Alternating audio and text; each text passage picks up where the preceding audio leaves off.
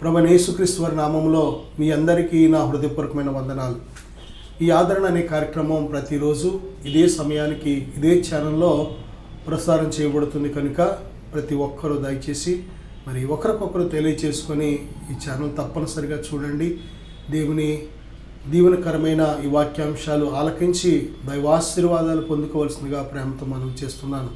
దేవుని ప్రియమైన బిడ్డలారా, ఈరోజు దేవుని వాక్యాంశం కానీ మనం చూసినట్లయితే మొదట చేయవలసిన పనులు, క్రైస్తవుడు లేక ప్రతి మానవుడు కూడా మొట్టమొదట చేయవలసిన పని ఏమిటి అనే అంశం మీద దేవుని వాక్యాన్ని మనం ధ్యానం చేయబోతున్నాం. దేవుని వాక్యానికి వెళ్ళే ముందుగా చిన్న ప్రార్థన చేసుకుందాం.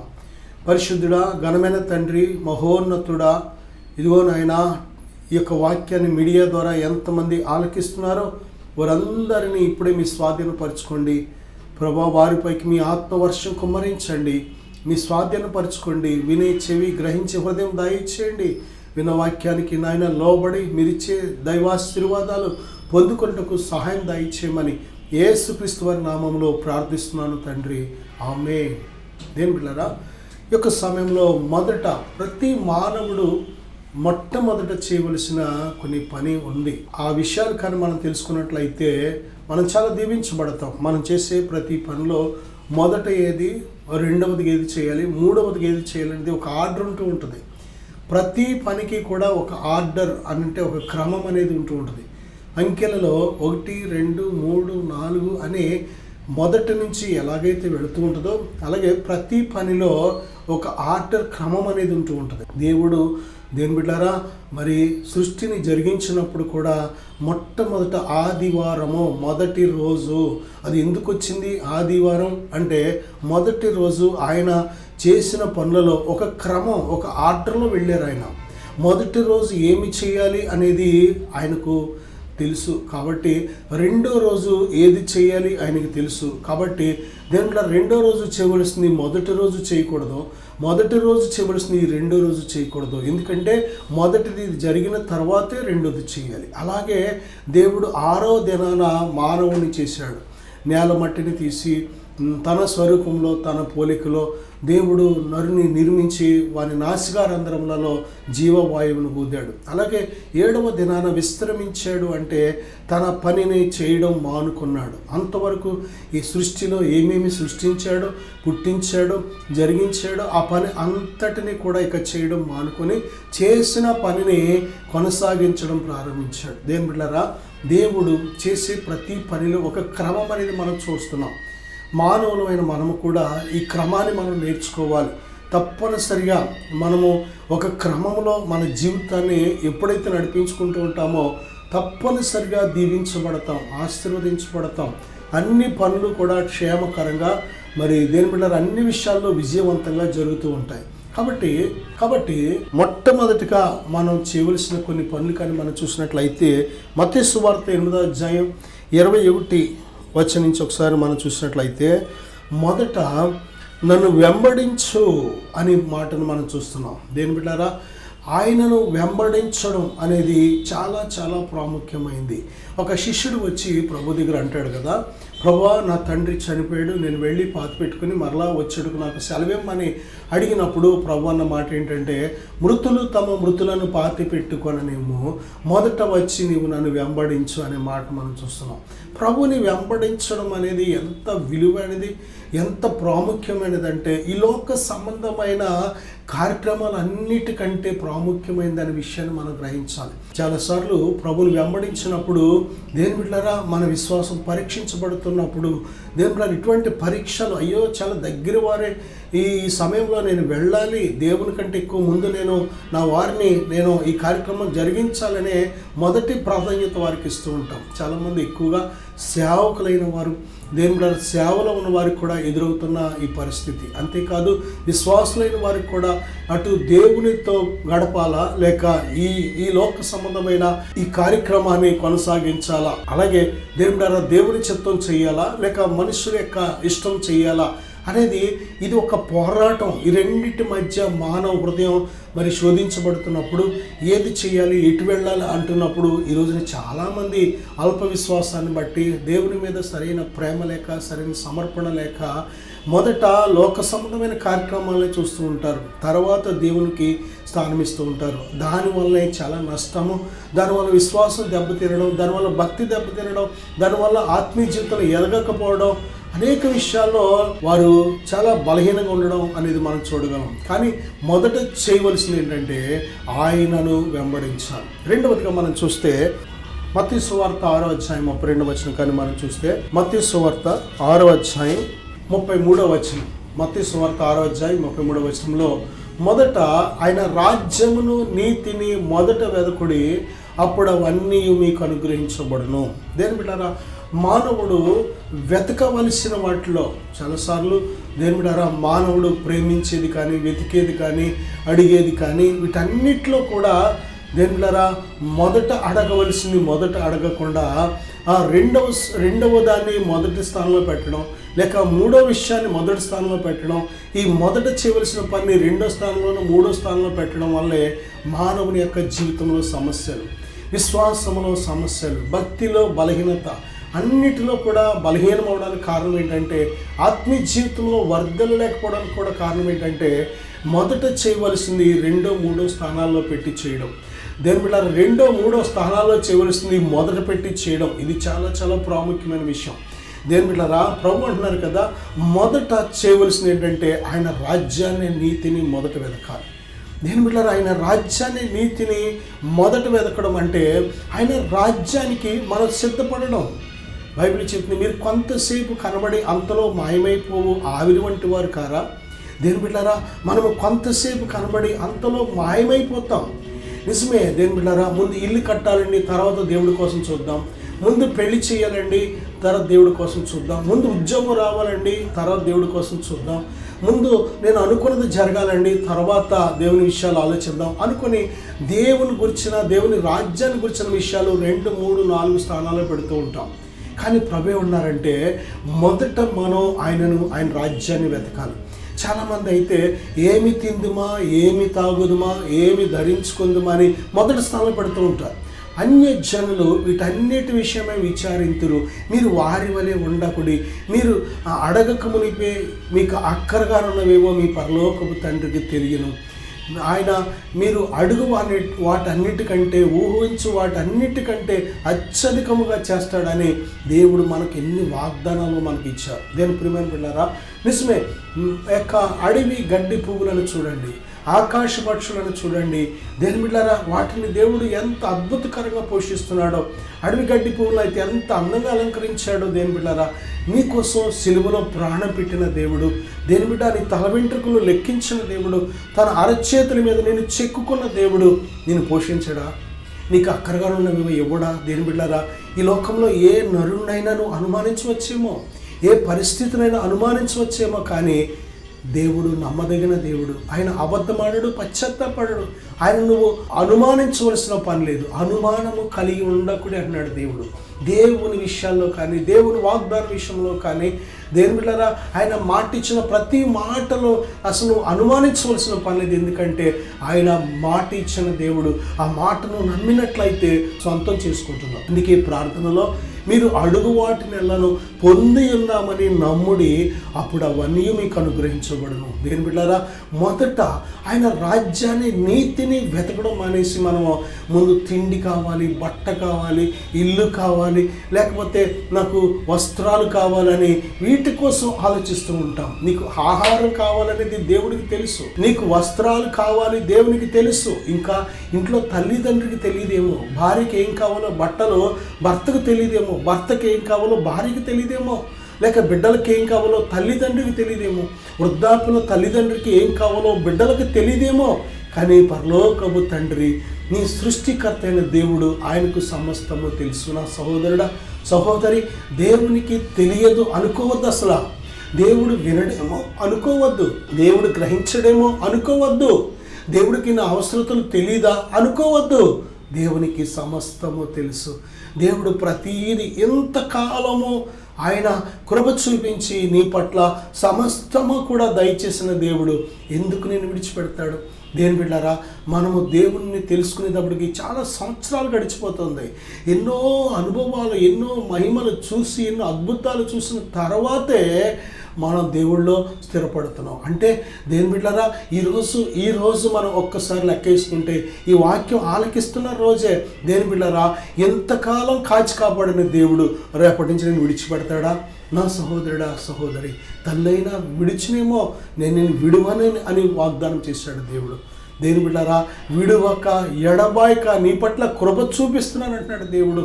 దేని ప్రియ బిడ్డ, ఆయన అంటున్నాడు కదా, శాశ్వతమైన ప్రేమతో నేను నిన్ను ప్రేమించుచున్నాను అంటున్నాడు. ఆయన నిన్ను ప్రేమిస్తున్నాడు. ఈ లోకంలో ఎవరు నిన్ను ప్రేమించకపోయినా, నిన్ను ఎవరు ఇష్టపడకపోయినా, ఎవరు నిన్ను ఆదరించకపోయినా, ఆదరణకర్త అనే దేవుడు నీతో ఉన్నాడు, నిన్ను ప్రేమిస్తున్నాడు. దేని బిడ్డ, అన్ని విషయాల్లో కృప చూపించే దేవుడు, బలపరిచే దేవుడు, సమస్తం సమకూర్చి మేలు జరగడానికి జరిగించే దేవుడు నిన్ను ప్రేమిస్తున్నాడు. శాశ్వతమైన ప్రేమతో ప్రేమిస్తున్నాడు. నేను విడువడు, ఎడబాయుడు. దేవుని దృష్టిలో నువ్వు విలువైన వ్యక్తివి. దేవుడు అంటాడు కదా, నీవు నా సొత్తు అంటున్నాడు. అంటే దేవునికున్న ఒక ప్రాపర్టీ ఎవరంటే నువ్వు, నేను. ఈ భూమి మీద ఉన్న మానవులమైన మనం అందరం కూడా దేని బిడ్డ, దేవుడు తన ప్రాణమిచ్చి రక్తమిచ్చి వెలపెట్టి నిన్ను నన్ను కొన్నాడు. నా సహోదరుడా, అంత గొప్ప తన ప్రాణాన్ని వెలగా చెల్లించుకున్న దేవుడు ఎందుకు విడిచిపెడతాడు? ఎందుకు మర్చిపోతాడు? ఆయన నిన్ను ప్రేమిస్తున్నాడు. ఆయన నిన్ను పిలుస్తున్నాడు. ఆయన నీ వైపు తన దృష్టిని ఉంచాడు. ఆయన చెవులు నీ వైపు ఉంచాడు. నీ ప్రార్థన ఆలకించాలని, నీ మొర ఆలకించాలని, నీ అవసరతలు తీర్చాలని, అన్ని విషయాలు నీకు సహాయం చేయాలని ఆయన ఉన్నాడు. మనమే ఆయన చిత్తాన్ని తెలుసుకోలేకపోతున్నాం. ఆయన మనసును అర్థం చేసుకోక మన స్వైచిత్తాన్ని చేస్తున్నాం, స్వైచిత్తాన్నే ఇష్టపడుతున్నాం, స్వైచిత్తమే దేవుని చిత్తం అనుకున్నాం. ఒకసారి స్వయ చిత్తం ఎప్పటికీ దేవుని చిత్తం కాదు, దేవుని చిత్తం ఎప్పటికీ స్వైచిత్తం కాదు. నా సహోదరుడా, సహోదరి, దేవుడు నిన్ను శాశ్వతమైన ప్రేమతో ప్రేమిస్తున్నాడు కనుక ఆయన ఇస్తున్న వాగ్దానం ఏంటంటే, దేని బిడ్డలారా, ఆయన మీరు అడగక మునిపే మీకు అక్కరగా ఉన్నవేవో ఆయనకు తెలుసు. మీరు చేయవలసింది ఏంటంటే ఆయన రాజ్యాన్ని, నీతిని మొదట వెదకండి. నిజమే, ఆయన రాజ్యం అంటే ఆయనే.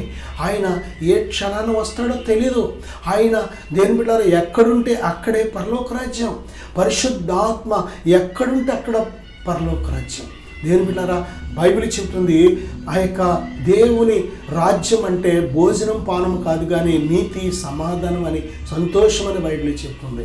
నా సహోదరుడా, సహోదరి, దేవుని ఆత్మచేత మనం నడిపించబడుతున్నప్పుడే పరలోకములో ఉండే ఆ గొప్ప సంతోషాన్ని, సమాధానాన్ని, ఆ నీతిని మనం నిత్యం అనుభవించగలుగుతూ ఉంటాం. నా సహోదరుడా, సహోదరి, ఆయన మొదట మనను ఏది చేయమని కోరుతున్నాడంటే ఆయన రాజ్యాన్ని, నీతిని మొదట వెతకమని కోరుతున్నాడు. మొదట మనం చేయవలసింది అది. దేని బిడ్డారా, అలాగే మత్తయి సువార్త 10:30 కూడా మనం చూసినట్లయితే, దేని బిడ్డారా, తండ్రినైనను, తల్లినైనను, కుమారునైనను, కుమార్తెనైనా నాకంటే ఎక్కువగా ప్రేమించేవాడు నాకు పాత్రుడు కాదు అని మొదట ఆయనను ప్రేమించమంటున్నాడు.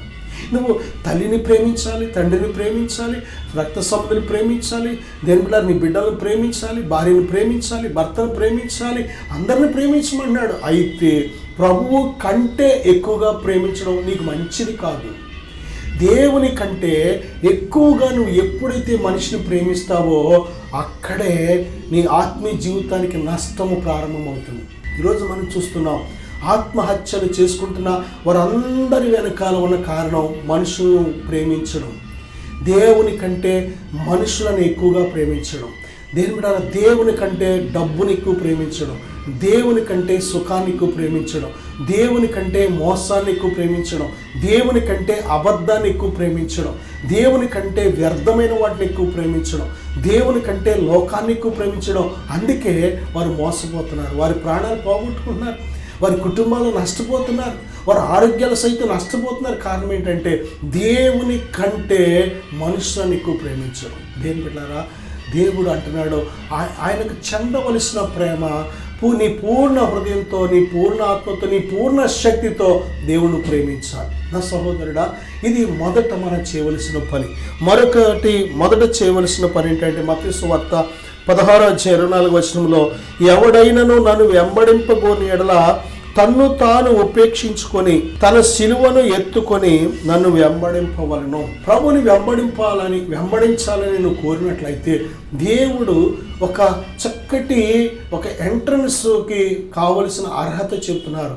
ఎవడైనను ప్రభుని వెంబడించాలని కోరినట్లయితే మొదటగా తన్ను తాను ఉపేక్షించుకొని ప్రభు ఇచ్చిన సిలువను ఎత్తుకొని ప్రభుని వెంబడించాలి. ఉపేక్షించుకోవాలి. తన్ను తాను అంటే స్వైచిత్తము దేని బిడ్డారా, నీలో ఎంతవరకు ఉంటుందో అంతవరకు నువ్వు దేవుని చిత్తం చేయలేవు, గ్రహించలేవు. స్వైచిత్తాన్ని ఎప్పుడైతే సిలివేస్తావో అదే తన్ను తాను ఉపేక్షించుకోవడం. స్వైచిత్తము చేతే, స్వకీయ ఆలోచన చేత మనం తప్పిపోతున్నాం. దేని బిడ్డారా, దేవుని వాక్యము మన హృదయాల్లో ఉండడమే కాదు, ఆ వాక్యానుసారంగా మనం జీవించడానికి దేవుని దగ్గర మన బ్రతుకులను సమర్పించుకోవాలి. దేవుని దగ్గర ఒక కమిట్మెంట్ చేసుకోవాలి. ప్రభువా, ఇదిగో నీ వాక్యానుసారం నేను బ్రతుకుతాను, ఇదిగో నీ చిత్తానుసారంగా నన్ను నడిపించాలి. నీ జీవితాన్ని ఎప్పుడైతే ప్రభుకు సమర్పిస్తావో ఆయన తన ఆత్మతో తన వాక్యానుసారంగా నడిపిస్తాడు దేవుడు. కానీ ఎప్పుడైతే నువ్వు దేవునికి ఆ విధమైన సమర్పణ చేసుకోవో నీ స్వైచిత్తం నీలో ఏలుబడి చేస్తూ ఉంటుంది. నీ స్వైచిత్తం నీలో ఏలుబడి చేస్తూ ఉంటుంది. నీ స్వైచిత్తం నిన్ను తప్పుదారి పట్టించేస్తుంటుంది. నీ స్వైచిత్తం నిన్ను కష్టాల వైపు, నష్టాల వైపు, మోసం వైపు నడిపిస్తూ ఉంటుంది. ఒకని ఎదుట మార్గం సరైనదిగా కనబడద్దంట, కానీ అది చివరికే మరణానికి దారితీస్తుంది. కారణం మానవ జ్ఞానం, మానవ మేధస్సు, మానవ ఆలోచన అంతా లిమిటెడ్. కానీ దేవుని ఆలోచన అన్లిమిటెడ్. దేవుడు మహాజ్ఞాని. ఆయన భవిష్యత్తును చూడగలడు. ఆయన జరిగిపోయిన పాస్ట్ని చూడగలడు, జరుగుతున్న వాటిని చూడగలడు. దేవుడు సమస్తం ఎరిగిన దేవుడు కనుక ఆయన చెప్పే ఆలోచన సంపూర్ణమైనది. ఆయన ఆలోచన ప్రకారం మనం ముందుకెళ్ళినట్లయితే అసలు ఏ విషయంలో కూడా మనం కలవరపడక్కర్లేదు, భయపడక్కర్లేదు, దిగులు పడక్కర్లేదు. మన స్వైచిత్తం చేత నిర్ణయాలు తీసుకుంటేనే మనకి ఇబ్బందులు. దేని బిడ్డ, అందుకే ప్రభు చెప్తున్నారు కదా, దేవుని కంటే ఎక్కువగా ఏ మనిషిని ప్రేమించద్దు, దేవుని ఎక్కువగా ప్రేమించమని కోరిన దేవుడు చెప్పినాడు కదా. ఎవడైనను తను వెంబడింపగోరిన ఎడల తన్ను తాను ఉపేక్షించుకొని ఆయన సిలువను ఎత్తుకొని ఆయన వెంబడించాలి. దేని బిడ్డారా, సిలువ మార్గం అనేది కష్టంతో కూడిన మార్గం. నిజమే, నీతిమంతునికి కలుగు శ్రమలు అనేకములు. నీతి కొరకు ఆకలి దప్పులు వస్తాయి, నీతిమంతులకి నిందలు వస్తాయి. అయినా సరే వాటన్నిటిలో దేవుడు తలగా నిలబెడతాడు, వాటన్నిటి నుండి విడిపిస్తాడు, వాటన్నిటిలో ఆయన నామాన్ని మహింపరుచుకుంటూ ఉంటాడు. వాటన్నిటి ద్వారా దేవుడు అనేకమైన పాఠాలు మన జీవితం నేర్పిస్తూ ఉంటాడు. దేని బిడ్డ, అందుకే మొదట మనం చేయవలసింది ఏంటంటే మనల్ని మనం ఉపేక్షించుకొని ఆయన సిలువను ఎత్తుకొని ఆయన వెంబడించాలి. దేని బిడ్డ, నేను మీకోసం ప్రార్థన చేయాలని ఆశపడుతున్నాను. విశ్వాసంతో ఈ ప్రార్థన ఏకీవించండి. పరిశుద్ధుడా, ఘనమైన తండ్రి, ఈ ప్రార్థన ఏకీవిస్తున్న ప్రతి బిడ్డను ఇప్పుడే మీ స్వాధీనపరచుకోండి నాయన. మరి హృదయం నేత్రాలు తెరవండి. మొదట మేము చేయవలసిన పని, వెతకవలసింది, అడగవలసింది నాయన మీ చిత్తానుసారంగా ఏవైతే మాకు బయలుపరిచావో వాటిని నేర్పించండి నాయన. అలాగే ప్రభా, మొదట మా సహోదరులతో సమాధానం ఉండడం నేర్పించండి. నేను పూర్ణ హృదయంతో ప్రేమించడం నేర్పించండి. మా స్వైచిత్తాన్ని సిలివేయడం నేర్పించండి అయ్యా. మొదట నేను వెంబడించడం నేర్పించండి ఆయన. మొదట ప్రభా, చేయవలసిన ఏ పని ఉందో ఆ పని మేము చేసేవారిగా సహాయం దయచేయండి. ఈ వాక్యం ఆలకించిన ప్రతి బిడ్డ నిండారుగా దీవించమని, ప్రతి బిడ్డను దీవించి బలపరచమని యేసు నామములో ప్రార్థిస్తున్నాను తండ్రి, ఆమేన్. God bless you.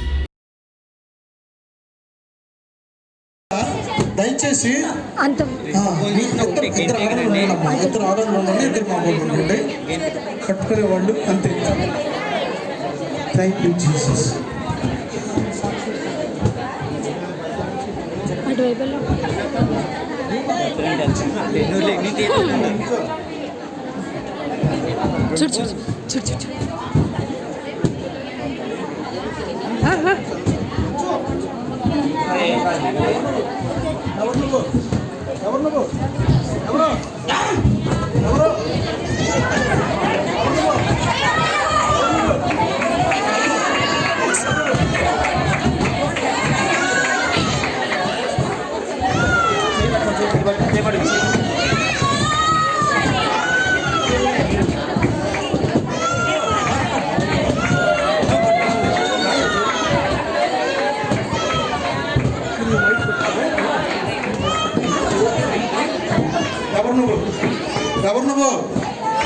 ఎవరు నువ్వు?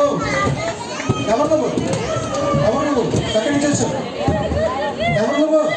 చెప్పు. ఎవరు నువ్వు? ఎవరు నువ్వు? ఎవరు నువ్వు? ఎవరు నువ్వు? ఎవరు నువ్వు? ఎవరు నువ్వు? ఎవరు నువ్వు? ఎవరు నువ్వు? ఎవరు నువ్వు? ఎవరు నువ్వు? ఎవరు?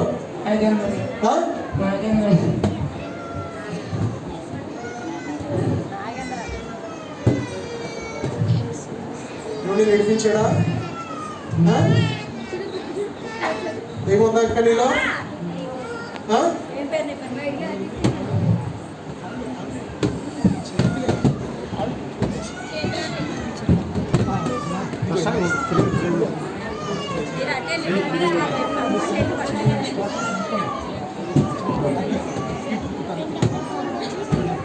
ఎవరు నువ్వు? ఎవరు నువ్వు? ఎవరు నువ్వు? ఎవరు నువ్వు? ఎవరు నువ్వు? తెలియను బా. అక్కడి నుంచి వచ్చావు. ఎవరు నువ్వు? ఎవరు నువ్వు? ఎవరు నువ్వు? ఎవరు నువ్వు? ఎక్కడి నుంచి వచ్చావు? ఎక్కడి నుంచి వచ్చావు? ఎక్కడి నుంచి వచ్చావు? ఎక్కడి నుంచి వచ్చావు? ఎక్కడి నుంచి వచ్చావు? ఎక్కడి నుంచి వచ్చావు? ఎక్కడి నుంచి వచ్చావు? బయటికి అయిపోయింది నీ సమయం. యేసుక్రీస్తు నామములో ఇప్పుడే బయటికి.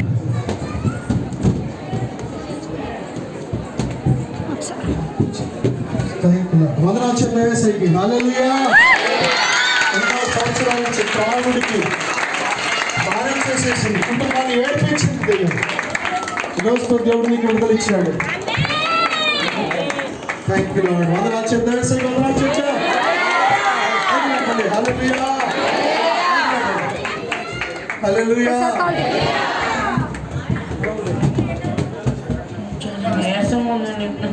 విడిపించారు.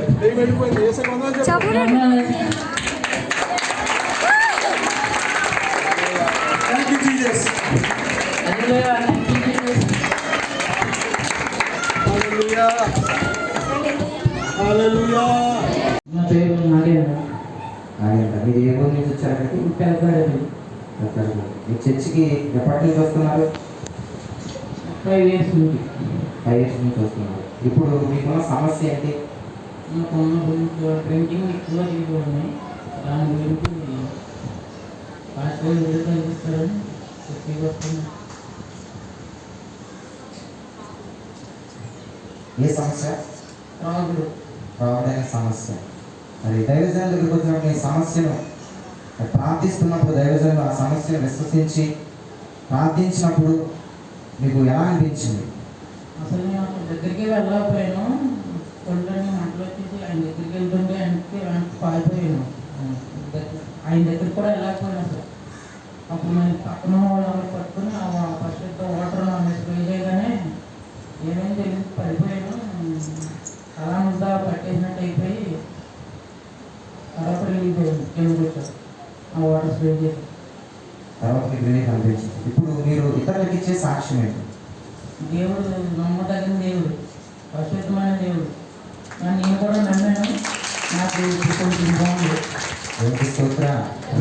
మరి ఈ బ్రదర్ జీవితంలో అనేకమైన బంధకాలు, త్రాగుడనే బంధకం నుంచి ఎంతో మరి దేవునికి ఆయాసకరంగా జీవించాడు.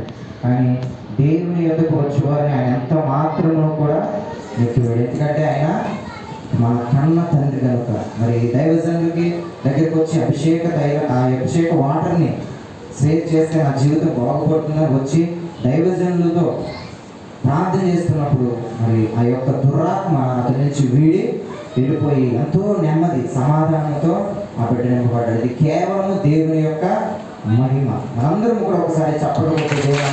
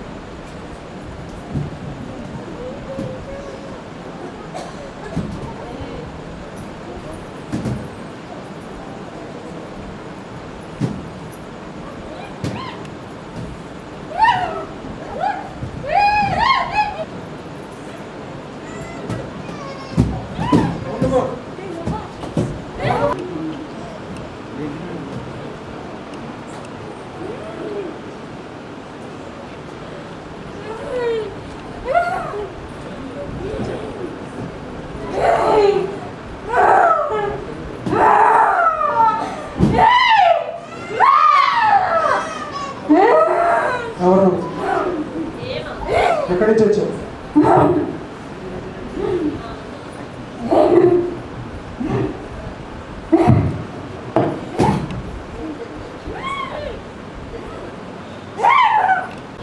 యేసుక్రీస్తు నామమున ఆజ్ఞాపిస్తున్నా. ఎప్పటి నుంచి ఉన్నావు? ఎంతకాలం నుంచి ఉన్నావు?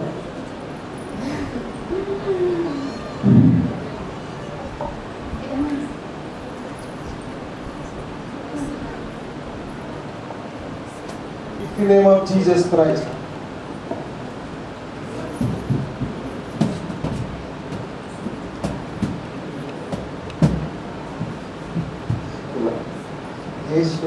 విడుదల ప్రకటిస్తున్నాను. మొదలుకొని సంపూర్ణ ఆరోగ్యం, నెమ్మది, సంతోషం కలుగులుగా అర్పిస్తున్నాను. దేవుడిని విడిపించాడు. సంతోషంగా దేవుడికి స్తోత్రం చెప్పండి. హల్లెలూయా. దేవుడు నన్ను విడిపించాడు. నా పేరు వచ్చి విజయలక్ష్మి అండి. మా ఊరు వచ్చి చాదరేసుకుంట. నేను కొన్ని రోజులుగా ఎంతగానో నలిగిపోతున్నాను. అది ఏంటన్నది నాకైతే తెలియడం లేదు. ఇంట్లో బాధల వల్ల ఎందుకు నలిగిపోతున్నానో తెలియడం లేదు. పిల్లల విషయం వచ్చి కూడా వాళ్ళు ఎంతగానో నా దగ్గరికి వచ్చినా నేను వాళ్ళని కూడా దగ్గరికి రానివ్వడం లేదు. అది కోపం వచ్చేస్తుంది. వాళ్ళతో ఎంతగానో చిరాకు పడుతున్నాను నేను. అది కూడా నాకు తెలియడం లేదు. ఇంట్లో భర్త విషయం అందు, కుటుంబ విషయం అందు నేను ఎంతగానో నలిగిపోతున్నాను. అది నాకు తెలియడం లేదు. తర్వాత వచ్చి వాళ్ళతో దెబ్బలాడుకున్నా ఏం చేసినా నేను దేంతో దాంతో కొట్టేసుకుంటున్నాను. అది నేను ఎందుకు ఇలా చేసుకుంటున్నానో కూడా నాకు తెలియడం లేదు. ఇలా అమ్మవాళ్ళు నన్ను ఇలా రమ్మని చెప్పారు. ఫాస్ట్ గారి దగ్గరికి వచ్చాను. నేను వచ్చినా నేను దగ్గరికి రావడానికి ఎంతగానో ఆలోచిస్తున్నాను. ఆయన వచ్చి నాకు ఏమీ కాదు, నీకు ఇలా ఉంటుంది నీకు అని ఆయన నాకు ఎంతగానో చెప్పారు. చెప్పి నేను ఆయన దగ్గరికి వచ్చేసరికి జీవజలాలు ఇలా జల్లడం వల్ల నాలో ఉన్న దురాత్మ ఎంతగానో బయటికి వెళ్ళిపోయింది. దేవుడు నన్ను ఎంతగానో దీవించి నాకు ఇంత ఆరోగ్యవంతమైన శక్తిని నాకు కలగజేశారు. తల్లో ఉన్న భారం మొత్తం నాకు ఎంతగానో తొలగిపోయింది. తల్లో ఎంతగానో బాధపడుతూ నాకు ఏదేదో అయిపోతున్నట్టు దేంతోనూ కొట్టేసుకుంటున్నాను నేను. అలాంటిది దురాత్మ నాలో ఉండి నన్ను ఎంతగానో శోధన పెట్టింది. ఈ పెట్టడం వల్ల నాకు ఈ జీవజలాలు జల్లడం వల్ల నాకు ఎంతగానో పరిశుద్ధాత్మ నాకు ఎంతగానో కలగజేశాడు దేవుడు. నాకు ఎంతగానో ఇప్పుడు తేలిగ్గా ఉంటుంది. ఉండి నన్ను దేవుడు ఎంతగానో దీవించి బలపరిచినందుకు నా కుటుంబాన్ని కూడా నాకు సన్నిధిలోకి నడిపించమని, నా కుటుంబాన్ని దేవుడు దీవించి ఆశీర్వదించమని, చిన్న సాక్ష్యం దేవుడు దీవించమని